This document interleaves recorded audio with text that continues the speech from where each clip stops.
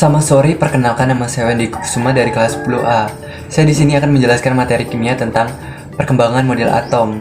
Nah, yang pertama yaitu model atom Dalton. Dalton mengungkapkan pendapatnya yaitu sebagai berikut. Yang pertama, susunan partikel yang amat sangat kecil disebut dengan atom. Yang kedua, susunan unsur yang sama disebut dengan identik. Yang ketiga, atom tidak dapat diciptakan atau dimusnahkan dengan reaksi kimia. Yang keempat, atom digambarkan dalam bentuk bola biliar atau bola pejal. Itu contoh gambarnya adalah sebagai berikut. Di mana bulatan-bulatan di tengah ini adalah inti atom. Inti atom terbagi menjadi dua, yaitu proton dan neutron. Proton positif dan neutron negatif. Kemudian elektron mengelilingi inti atom.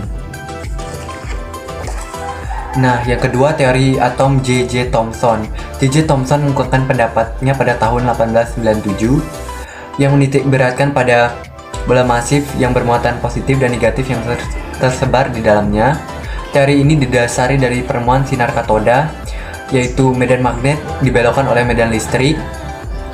Kemudian atom-atom yang tersusun atau bermuatan positif dan negatif seperti roti kismis, yaitu gambarnya sebagai berikut, di mana kita gambarkan kismis-kismis ini sebagai muatan negatif dan rotinya adalah bermuatan positif. Kemudian kelemahan pada teori J.J. Thomson adalah tidak dapat menjelaskan tentang inti atom. Kemudian kelebihannya adalah membuktikan bahwa atom itu bersifat netral, yaitu antara muatan positif dan negatif.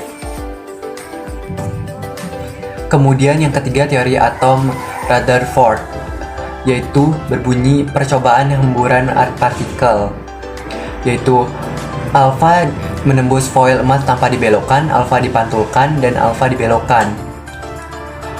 Muatan positif dan massa atom terkumpul di tengah yang disebut dengan inti atom. Kemudian kita gambarkan dengan atau kita contohkan dengan galaksi Bima Sakti, yaitu gambarnya sebagai berikut, di mana bulatan di tengah ini adalah inti atom. Inti atom terbagi menjadi dua, yaitu proton dan neutron. Seperti yang sudah saya katakan tadi, proton adalah positif dan neutron adalah negatif, dan elektron mengelilingi inti atom.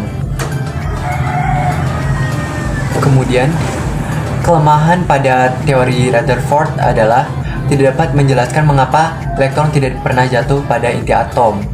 Kelebihannya adalah dapat menggambarkan lintasan elektron secara akurat dan dapat dipahami. Kemudian yang keempat yaitu teori atom Bohr, yaitu penemuan garis spektrum pada atom hidrogen yang menunjukkan adanya pelepasan energi ketika elektron mengalami transisi, yaitu inti atom terdiri dari muatan positif dan negatif. Elektron yang mengelilingi inti atom pada lintasan disebut dengan kulit. Kemudian ini adalah gambarnya, di mana ini adalah inti atom, kemudian elektron yang menarik energi disebut deksitasi, dan elektron yang menarik energi disebut atau mengeksitasi. Kelemahan dari teori Bohr adalah tidak dapat menjelaskan tentang intensitas relatif garis spektrum. Kemudian kelebihannya adalah dapat menggambarkan tentang lintasan elektron pada atom hidrogen.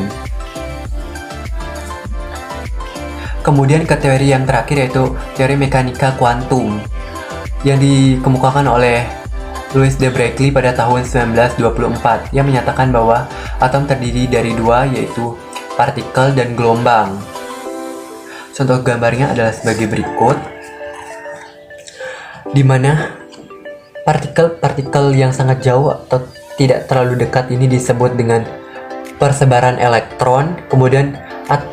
Kemudian titik-titik yang berdekatan ini disebut inti atom.